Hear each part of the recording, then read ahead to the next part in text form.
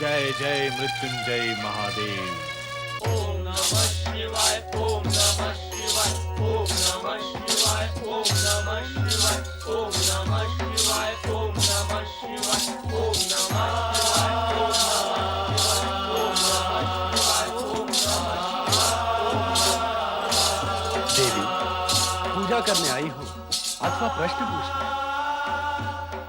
प्रभु, मेरा ध्यान तो सदा आपकी पूजा आराधना में ही लीन रहता है, किंतु एक बात मेरी समझ में नहीं आती। शक्ति स्वरूपा पार्वती की समझ में कोई बात ना आए, यह असंभव है। तुम अपनी शक्ति का प्रयोग करके अपना ध्यान केंद्रित करोगी तो सब कुछ समझ में आ जाएगा देवी। स्वामी, जब तक आप मेरे साथ हैं, मैं साधारण नारी ही रहना चाहती हूँ। तो इस समय इस साधारण नारी की चिंता क्या है? एक माता के नाते क्या मेरी ये चिंता स्वाभाविक नहीं है कि कौशिकी पर मोहित भयानक असुर शुंभ निशुंभ उसको कोई हानि न पहुंचाए?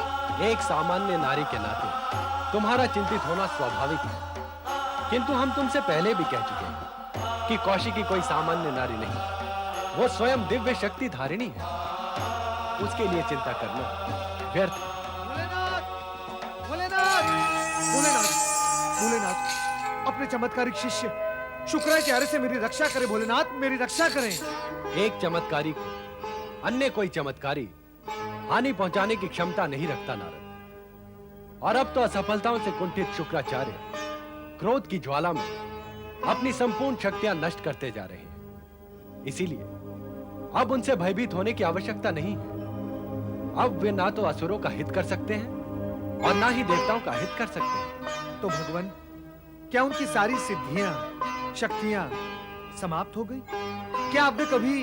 जब तक वो पुनः कठोर तपस्या से शिव आराधना नहीं करेंगे, तब तक उन्हें पहले जैसी सिद्धि प्राप्त होना कठिन है। किंतु नारद, शुक्राचार्य ने तुम्हें श्राप देने का विचार किया ही क्यों? तुमसे तो उन्हें कोई शत्रुता नहीं। कहीं तुमने उन्हें भी अपनी नारद लीला के कुंड में खींच तो नहीं लिया था? नहीं माता, नहीं। मैंने तो केवल उन्हें इतना बताया था कि असुर और उनके शिष्य अब उनकी आज्ञा नहीं मानते। बस इसी बात पर क्रोधित हो गए। तो नारद, उनके किस शिष्य ने उनकी आज्ञा नहीं मानी? सुग्रीव ने माता, सुग्रीव ने। शुक्राचार्य उसे कौशिकी महल की ओर जाने से रोक रहे थे, किंतु वो शुंभ निशुंभ का संदेश देवी कौशिकी तक पहुंचाने का हठ ठाने हुए था और अंत में उसी ओर चला भी गया। क्या तुम कौशिकी के पास गए थे नारद? हाँ माता, मैं वहां गया था और मेरा वहां जाना सार्थक हो गया। आपकी पुत्री कौशिकी गुणों का भंडार है।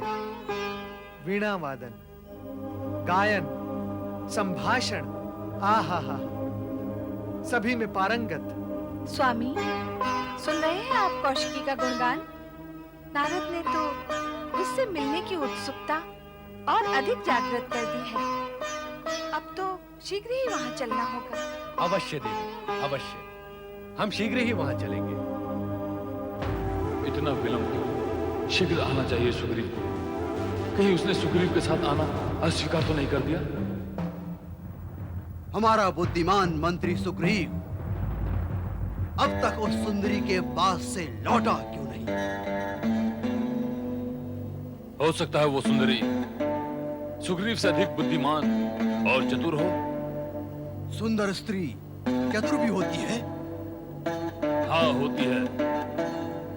उसने सुग्रीव को यदि अपने शब्द जाल और वाक पटुता में उलझा रखा होगा तो उसे आने में विलंब ही होगा ना। स्वर्गाधिपति दैत्यराज शुंभ निशुंभ की जय! जय बोलता आ रहा है, किंतु ये बता कि विजय प्राप्त हुई अथवा नहीं। बोलता क्यों नहीं? क्या कहा उस सुंदरी ने? क्या उसने हमारा प्रेम प्रस्ताव स्वीकार कर लिया? मुख कपाट के ताले खोल, कुछ तो बोल। उसने आपसे विवाह करने की स्वीकृति दी है कि...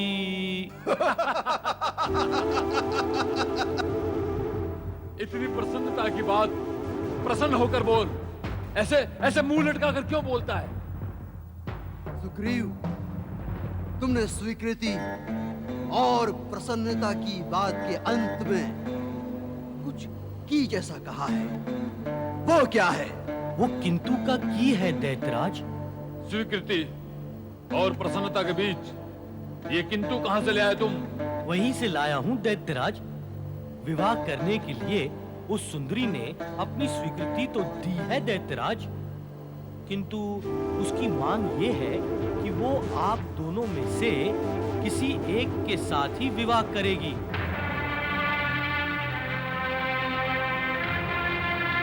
अब कौन विवाह करेगा इसका निर्णय तो आप स्वयं करेंगे। जो विवाह नहीं करेगा वो स्वर्ग छोड़कर पाताल लोक चला जाएगा।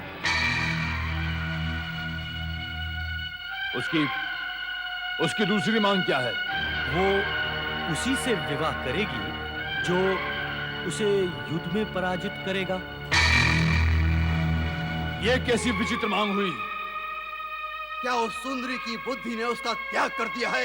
यही उसकी दृढ़ प्रतिज्ञा है, और उसने ये भी कहा है कि उस जैसी कोमलांगी को युद्ध में पराजित करना अति सरल है। ये युद्ध की मांग तो उसने केवल अपनी प्रतिज्ञा पूर्ण करने के लिए रखी है।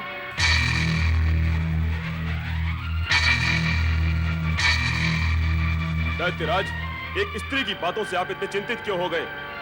आपको उससे युद्ध करने की आवश्यकता नहीं है। मैं बिना युद्ध किए ही उसे यहाँ घसीट कर लाऊंगा और आपके चरणों में डाल दूंगा। नहीं, नहीं, ऐसा नहीं करना है।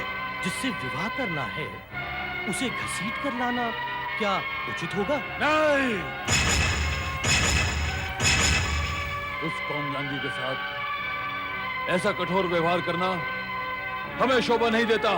धूम्रलोचन, उसकी युद्ध की मांग पूरी करने के लिए तुम असुरों की विशाल सेना लेकर जाओ और प्रतीक रूप से युद्ध करके उसे आदर सहित यहाँ ले आओ। जैसी असुरराज की इच्छा, परंतु उस पर विजय पाने के लिए विशाल असुर सेना की क्या आवश्यकता है? मैं अकेला ही उसे पराजित कर दूंगा। हम जानते हैं तुम अकेले ही उसे पराजित कर लोगे, परंतु उसकी हर मांग को पूरा करना हमारा कर्तव्य है। और यह भी तो हो सकता है कि वो सुंदरी कोई चमत्कार करे और तुम्हें सेना की आवश्यकता पड़ जाए। ठीक है असुरराज, मैं आपकी इच्छा अनुसार ही कार्य करूंगा। भैया शुंभ, मैंने निश्चय कर लिया है कि उस सुंदरी से तुम ही विवाह करोगे। उसके यहाँ आते ही मैं पाताल लोक चला जाऊंगा। स्वर्ग विजेता दैत्यराज शुंभ निशुंभ की जय। दैत्य सेनापति महाबली धूम्रलोचन की जय। स्वर्ग विजेता दैत्यराज शुंभ निशुंभ की जय। दैत्य सेनापति महाबली धूम्रलोचन की जय। दैत्य सेनापति धूम्रलोचन की जय जयकार करते हुए ये असुर सेना किधर बढ़ी जा रही है स्वामी? ये कौशिकी के महल की ओर जा रही है देवी। ये असुर कौशिकी के महल की ओर जा रहे हैं और आप मुस्कुरा रहे हैं। जब ये असुर स्वयं ही अपने विनाश की ओर अग्रसर हो रहे हैं, तो हम भी मुस्कुराने के अतिरिक्त और क्या कर सकते हैं? किंतु स्वामी, ये तो विचार करें कि मेरी कौशिकी अकेली इतने सारे दुष्ट असुरों का सामना कैसे कर पाएगी? यदि तुम्हें कौशिकी की इतनी ही चिंता है, तो इसका एक उपाय है। कहीं क्या है वो उपाय? तुम ये देखने वहां जा सकती हो कि कौशिकी कैसे अपनी लीला मात्र से इन सब का संहार करती है। स्वामी, आपने तो विषय को ही बदल दिया। मैंने न जाने कितनी बार आपसे कहा कि कौशिकी के पास चलें, उसकी सुरक्षा का प्रबंध करें, किंतु आपने मेरी एक नहीं सुनी। अब मैं अपनी कौशिकी को अकेली नहीं छोड़ सकती। आप चाहे जो कहते रहें। स्वर्ग विजेता दैत्यराज शुंभ निशुंभ की जय। दैत्य सेनापति महाबली धूम्रलोचन की जय।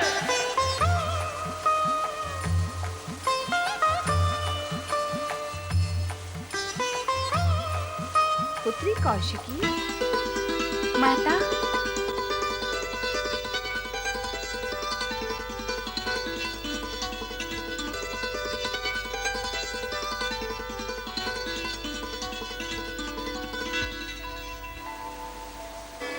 निशुम्भ के भेजे हुए भयंकर राक्षस इस ओर बढ़े आ रहे हैं। इसीलिए मैं यहाँ तुम्हारी रक्षा के लिए उपस्थित हुई हूँ। शक्ति दायिनी माता पार्वती से उत्पन्न मैं अजन्मी कौशिकी अपनी रक्षा स्वयं कर सकती हूँ। क्या ये याद नहीं है माता? मैं तो विगत कई दिनों से उन बुद्धिहीन और दिग्भ्रमित असुरों के साथ मनोरंजक खेल खेल रही हूँ। जब वे दुष्ट असुर इस खेल से त्रस्त हो जाएंगे तो उनका नाश करना और भी सरल हो जाएगा। और माता, आपने मुझे इसी उद्देश्य से तो प्रकट किया है। सत्य है पुत्री, सत्य है। किंतु एक माता अपनी पुत्री के प्रति निश्चिंत कैसे रह सकती है? रह सकती है अथवा नहीं रह सकती है, ये तो तुम ही जानो माता। मैं तो केवल इतना जानती हूँ कि मेरे प्रति तुम्हारी इस चिंता के कारण मुझे तुम्हारे दर्शन तो हो गए। पहले तो मैं सोच रही थी कि अपना कार्य पूर्ण करके तुम्हारे अस्तित्व में पुनः समाने तक मुझे ही सारी लीलाएं अकेले ही करनी होंगी, पर अब तुम आ गई हो तो मेरा अकेलापन भी दूर हो जाएगा। पुत्री,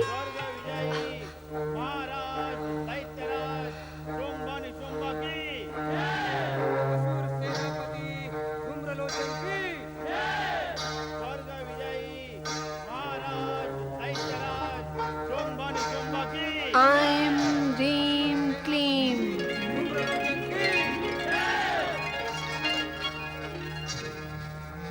अब मैं इन दुष्टों का विनाश कर दूंगी कौशिकी। यहाँ आते ही उन्हें समाप्त कर दूंगी। ये असुर धूम्रलोचन असुरों की सेना लेकर आया है। अन्य असुरों की भांति मैं इसके साथ भी कुछ समय तक विनोद करना चाहती हूँ माता। जब ये विनोद युद्ध में परिवर्तित होने लगे तब तुम अवश्य अपना कर्तव्य आरंभ कर लेना। इस समय कुछ देर के लिए अदृश्य हो जाओ ताकि मैं धूम्रलोचन का धूम्र उड़ा सकूं।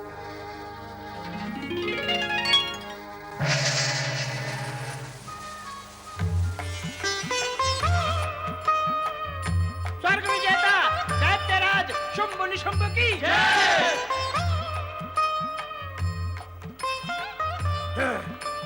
हे असुर वीरों, वो रहा कौशिकी महल। तुम सेना के साथ यहीं रुको, मैं अकेले ही उस सुंदरी के पास जा रहा हूँ। यदि मुझे तुम्हारी आवश्यकता पड़ी तो मैं तुम्हें पुकारूंगा। पुकार सुनते ही तुम वायु वेग से भीतर चले आना। योग्य सेनापति धूम्रलोचन।